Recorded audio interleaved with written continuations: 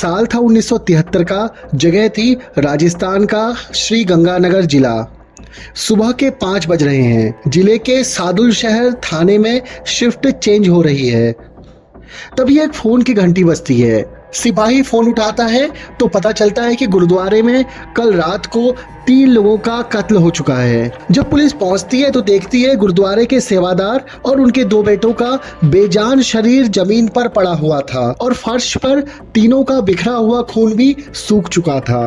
देखिए, पुलिस ने जब इन तीनों शवों को ध्यान से देखा तो उन्हें पता चल गया कि इनका मर्डर किसी भारी चीज से सर के ठीक नीचे मारने से हुआ है। देखिए, इस तरह की हत्याएं कुछ समय से आसपास के इलाकों में चल ही रही थी। ये एक सीरियल किलिंग का मामला था जिसे अंजाम दिया था कनपट्टी मार किलर ने। ये किलर लोगों की कनपट्टी पर वार करके उनकी जान ले लिया करता था। ये किलर अभी तक 10 से ज्यादा जगहों पर हमला कर चुका था।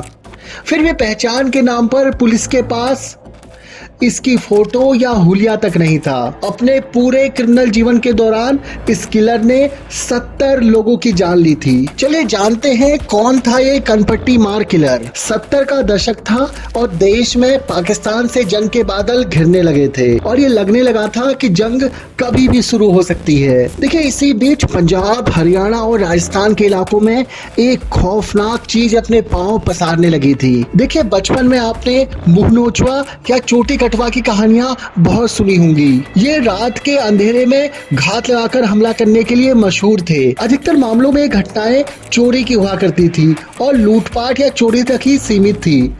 पर राजस्थान का कनपट्टी मार किलर जब तक अपने शिकार की जान नहीं ले लेता था तब तक उसे छोड़ता नहीं था। ये सीरियल किलर रात के अंधेरे में कंबल ओढ़कर घात लगाता था और कंबल में हथौड़ा छिपा के रखता था। जैसे ही इसे कोई अकेला इंसान मिलता ये उसके कान के नीचे हमला कर देता। देखिए, कान का नीचे का हिस्सा काफी नाजुक होता है और 1 या 2 बार किसी भी आदमी को धराशायी करने के लिए काफी है। अब कनपट्टी मार एक के बाद एक हमले कर रहा था, लेकिन वो कौन था, कहां था, पुलिस को इसकी कोई खबर नहीं थी। श्री गंगानगर के गुरुद्वारे में कनपट्टी मार ने जब 3 लोगों की हत्या की थी, उस समय के एसपी श्याम प्रताप सिंह ने इस मामले की छानबीन शुरू की। काफी पूछताछ के बाद एक सुराग हाथ लगा।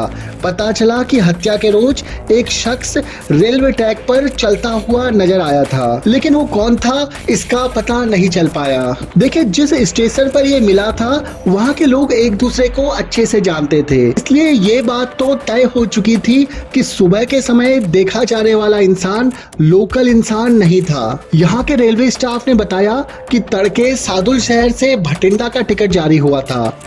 जब पुलिस भटिंडा पहुंची तो पता चला कि वहां से भी एक टिकट सादुल शहर के लिए जारी किया गया था। अब पुलिस को यह कंफर्म हो चुका था कि जिस शख्स ने टिकट खरीदा था उसका इस मर्डर से कोई ना कोई कनेक्शन तो था, लेकिन कोई नाम नहीं था, कोई पहचान नहीं थी और नहीं था कोई हुलिया। इन सब के बिना उस किलर को ढूंढ पाना बहुत मुश्किल था। देखिए, पुलिस ने इसके बाद अपना पुराना रास्ता अख्तियार किया। उन्होंने उन सभी लोगों को बुलाया जिनका कभी इस कनपट्टी मार किलर से सामना हुआ था। पुलिस को एक चीज पता थी, किलर कंबल ओढ़कर रहता है, लेकिन विक्टिम पर हमला करने के लिए उसे कंबल हटाना ही पड़ता होगा। ऐसे में पुलिस को एक दिन एक सफलता मिलती है। उन्हें एक विक्टिम मिलता है जिसने उस कनपट्टी मार किलर का चेहरा देखा था। देखिए, जब वो एक सुनसान रास्ते से गुजर रहा था तब कनपट्टी मार किलर ने उस पर हमला किया था। उसी समय उसका कंबल नीचे गिर गया और इस व्यक्ति ने किलर का चेहरा देख लिया था। इसके बाद पुलिस ने एक एक करके सारे विक्टिम से अलग अलग पूछताछ की। इससे फायदा ये हुआ कि किलर का एक मोटा मोटा हुलिया तैयार हो चुका था। सभी से अलग अलग बात करने पर यह बात भी साफ हो गई थी कि पंजाब से लेकर राजस्थान तक हथौड़ा मारकर जान लेने की जितनी भी वारदातें हुई थी उन सब का किलर एक ही था। अब पुलिस उस किलर को ढूंढने के लिए जुट गई। देखिए, सर्च करने का इलाका बहुत बड़ा था और इतने बड़े इलाके की तलाशी करना नामुमकिन था, तो पुलिस ने अपने सर्च ऑपरेशन के दायरे को थोड़ा नैरो डाउन किया। पुलिस ने अब ऐसी जगहों और रास्तों पर नजर रखना शुरू किया जो सुनसान थी और जहां पर इस किलर के लिए किसी भी मर्डर को अंजाम देना बहुत आसान था। कई रातें गुजर गई पर कनपट्टी मार किलर का कोई पता नहीं चल पाया। फिर साल 1979 में पुलिस के हाथ एक शख्स लग गया। एक रात को पुलिस जयपुर के एक सुनसान इलाके में गश्त कर रही थी।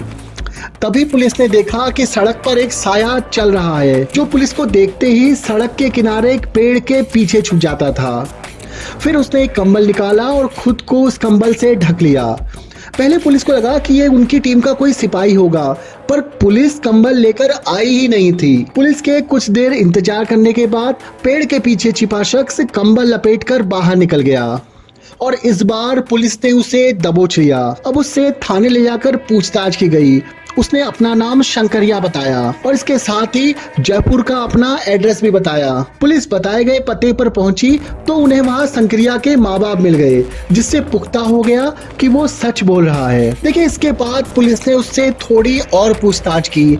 शंकरिया को बताया गया कि पूरे राज्य में किलर का खौफ है, 60 से ज्यादा लोगों की हत्याएं हो चुकी हैं। ऐसे में वो अकेले कंबल लेकर कहाँ घूम रहा था। देखिए, पुलिस को उस पर शक तो था, लेकिन शंकरिया के पास कोई भी हथियार बरामद नहीं हुआ था। जबकि जितने भी लोगों का अभी तक मर्डर हुआ था, उनकी पोस्टमार्टम रिपोर्ट में ये साबित हो चुका था कि इनका कत्ल किसी भारी चीज या हथौड़े से हुआ है। और शंकरिया के पास पुलिस को कोई भी ऐसा हथौड़ा नहीं मिला था। कई दिनों तक पुलिस उससे पूछताछ करती रही और वो गोल मोल जवाब देता रहा। फिर एक रोज जब पुलिस ने उससे पूछा, 60 लोगों की हत्या हो चुकी है, क्या तुमने ये हत्याएं की हैं?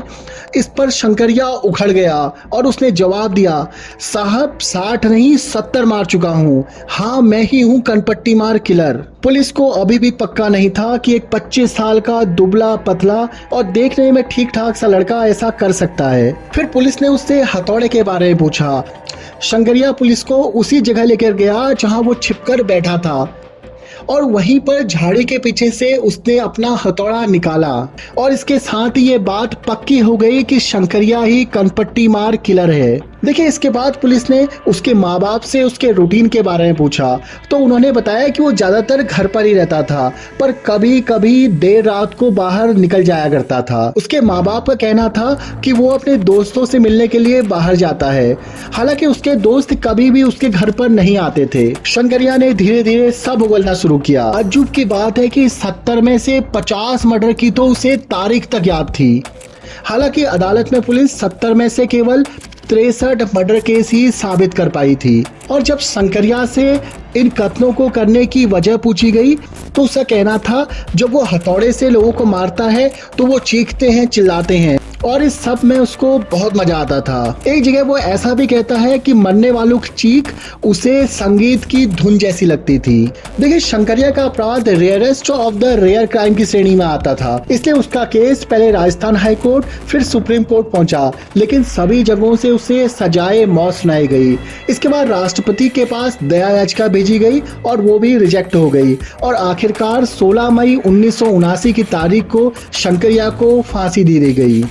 देखिए, देश के इतिहास में ये सबसे स्पीडी ट्रायल्स में से एक था जिसमें सजाए मौत इतनी जल्दी दे दी गई थी। जनवरी 1979 में वो पकड़ा गया और ठीक 4 महीने बाद उसे फांसी दे दी गई। तब शंकरिया की उम्र मात्र 27 साल थी। देखिए, शंकरिया ने मरने के कुछ वक्त पहले एक पुलिस वाले से कहा था, मैंने जो हत्याएं की थी वो बिल्कुल बेवजह थी और मैं नहीं चाहता कि कोई भी मेरे जैसा बने। शंकरिया तो चला गया, लेकिन उत्तर भारत के इलाकों में कनपट्टी मार का खौफ कई सालों तक बरकरार रहा। इसके बाद भी जब भी हत्या का कोई केस सामने आता, सबसे पहले यही अफवाह फैलती कि कनपट्टी मार फिर से आ गया है। सीरियल किलिंग की ये देश की सबसे खूंखार अपराध की कहानी है और आज भी राजस्थान के अंदर बहुत सी जगहों पर कनपट्टी मार की कहानियां सुनाई जाती हैं। आज का वीडियो आपको कैसा लगा, अपनी राय कमेंट बॉक्स में जरूर दें। साथ ही स्टोरी को अपने साथियों के साथ जरूर शेयर करें। ऐसे ही इंटरेस्टिंग वीडियोस देखने के लिए चैनल को लाइक, शेयर और सब्सक्राइब जरूर कीजिए। मिलता हूँ आपसे नेक्स्ट वीडियो में, तब तक अपना ख्याल रखिए। धन्यवाद।